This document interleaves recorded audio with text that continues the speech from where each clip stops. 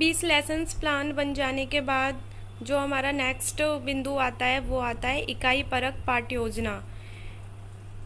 इसमें महाविद्यालय का नाम, छात्र अध्यापिका का नाम, दिनांक, विषय, प्रकरण, कालांश, कक्षा, समयावधि होती है। शिक्षण बिंदुओं में ये एज इट इज़ उतारा जाता है। जैसे कि शिक्षण बिंदुओं में शिक्षण के उद्देश्यों के आधार पर इकाई परीक्षण, विषय वस्तु के आधार पर इकाई परीक्षण, प्रश्नों के आधार पर इकाई परीक्षण, और इसमें है ज्ञानात्मक, अवबोधात्मक, ज्ञानोपयोग और कौशलात्मक।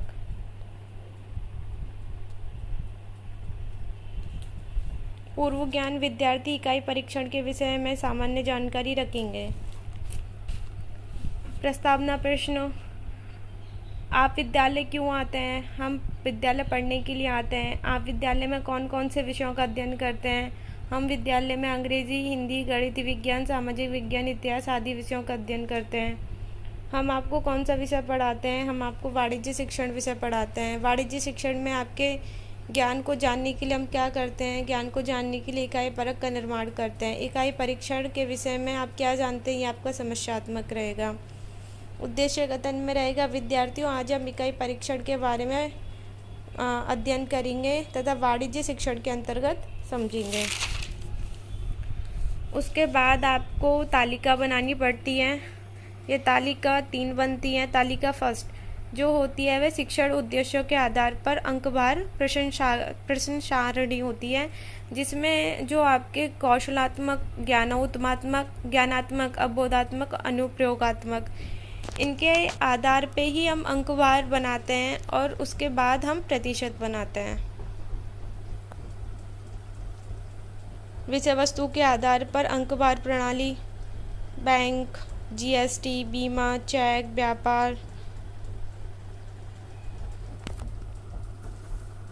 तालिका नंबर 3 प्रश्नों के आधार पर अंकवार प्रदान सारणी। इसमें वस्तुनिष्ठ, अति लघुरात्मक, लघुरात्मक और निबंधात्मक। ये जो तालिका बनाई जाती है ये 5 चैप्टरों को ध्यान में रखकर ही बनाई जाती है। जैसे कि मैंने बनाया है त्रियामी चार्ट, जिसमें मैंने 5 टॉपिकों को लिया है, जिसको हम नीलपत्र बोलते हैं। ये मैंने 5 टॉपिकों को लिया है, बैंक, जीएसटी, बीमा, चेक, व्यापार।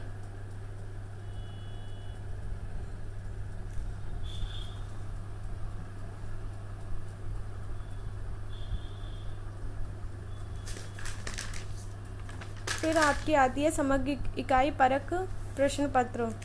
ये क्या होता है, जब हम बच्चों को चैप्टर पढ़ा देते हैं, हमने 20 लेसन्स बनाए, हमने बच्चों को पढ़ाया, उसके बाद हम उनका एग्ज़ाम लेते हैं, तो उसके लिए हम क्वेश्चन पेपर बनाते हैं। ये रहेगा एज इट इज़।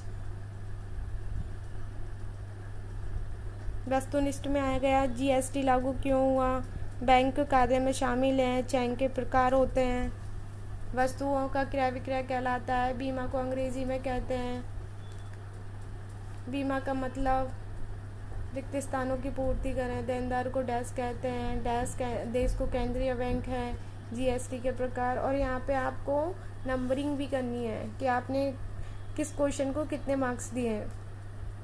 अति लघुरात्मक में आएगा, बैंक क्या कार्य करती है, वाणिज्य बैंक से क्या आशय है, उपभोक्ताओं के लिए जीएसटी कैसे लाभदायी है, बीमा के कितने प्रकार होते हैं, व्यापार का एक उद्देश्य बताइए, जीवन बीमा से क्या तात्पर्य है।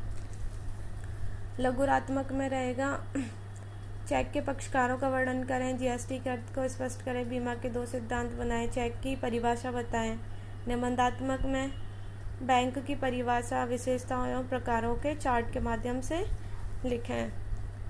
ये उत्तरमाला जो भी हमने क्वेश्चन लिखे थे, जिसको भी एज इट इज़, जिसने भी मेरी डायरी एज इट इज़ उतारी है, तो आप ये प्रश्न पत्र या फिर नील पत्र आप एज इट इज़ उतार सकते हैं, कोई भी प्रॉब्लम नहीं आएगी।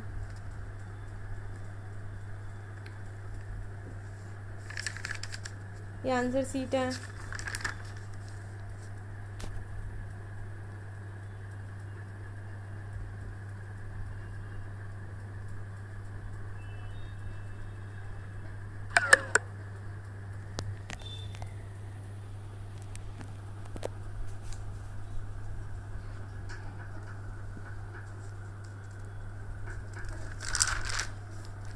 अब आता है आपका इकाई परीक्षा परिणाम। जब हमने क्वेश्चन पेपर ले लिया, आंसर्स बच्चों ने दे दिए, तो उसके बाद हम क्या करते हैं, हमने जिस स्कूल में पढ़ाया है उन बच्चों के हम क्या करते हैं, प्रेजेंट लगाते हैं। प्रेजेंट लगाते हैं, उसके बाद वो जो भी बच्चों ने एग्ज़ाम्स पेपर दिए हैं उसका हम रिजल्ट बनाते हैं, उसको बोलते हैं इकाई परीक्षा परिणाम। जैसे कि अभी आप देख सकते हो, इसको तो क्या ही समझाना, एज इट इज़ उतरेगा, आप नेम अलग कर सकते हो।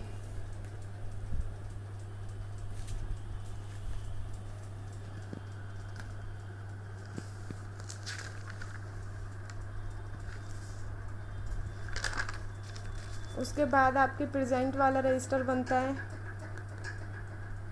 इस प्रेजेंट वाले रजिस्टर में उन्हीं के नाम आएंगे जो आपने इकाई परीक्षा परिणाम में जिन बच्चों ने पेपर दिया है।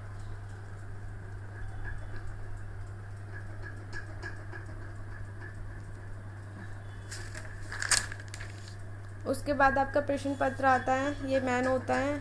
जैसे कि मैंने प्रकरण लिया था बैंक, जीएसटी, चेक, बीमा प्रकार, व्यापार, बैंक, जीएसटी, चेक, बीमा प्रकार। इनमें से मैंने क्या किया है, प्रश्न पत्र बनाया है। तो एज इट इज़ इनका प्रश्न रूप, समय सीमा, अंक बार, कठिनाई स्तर, उपलब्धि स्तर, ये सारी चीज़ें लिखी जाती हैं।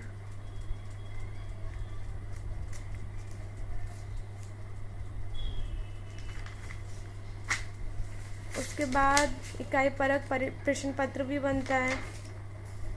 अभी जिसको करना है वो एज इट इज़ कर ले, क्योंकि ये टीचरों के द्वारा समझाया जाता है।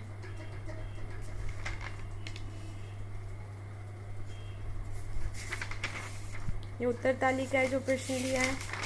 और आपकी दैनिक पाठ्य योजना की जो डायरी है, डेली लेसन प्लान्स 20 के आफ्टर ऑल ख़त्म होते हैं, जिसमें मैंने एटीएम, प्रबंध, ई बैंकिंग, आंतरिक व्यापार, साझेदारी, लघु व्यवसाय, ई कॉमर्स, कंपनी, जीएसटी, संगठन, नियुक्तिकरण, बीमा, नियोजन, एकाकी व्यापार, संयुक्त हिंदू परिवार व्यवसाय, अंतर्राष्ट्रीय व्यापार, चेक, ई व्यवसाय, उपभोक्ता संरक्षण, व्यापार, एज इट इज़।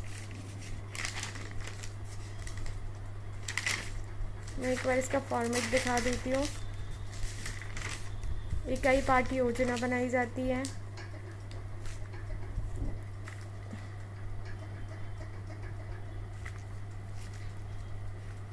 जैसे इकाई का नाम प्रबंध के कार्य है, तो प्रबंध के कार्यों में क्या क्या होते हैं, नियोजन होता है, संगठन होता है, नियुक्तिकरण होता है, आप देख लें।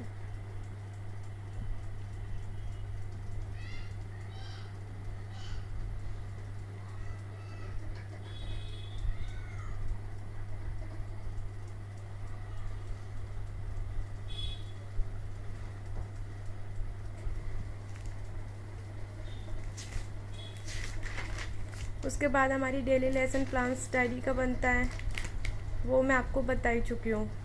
Lesson plan first, second, third.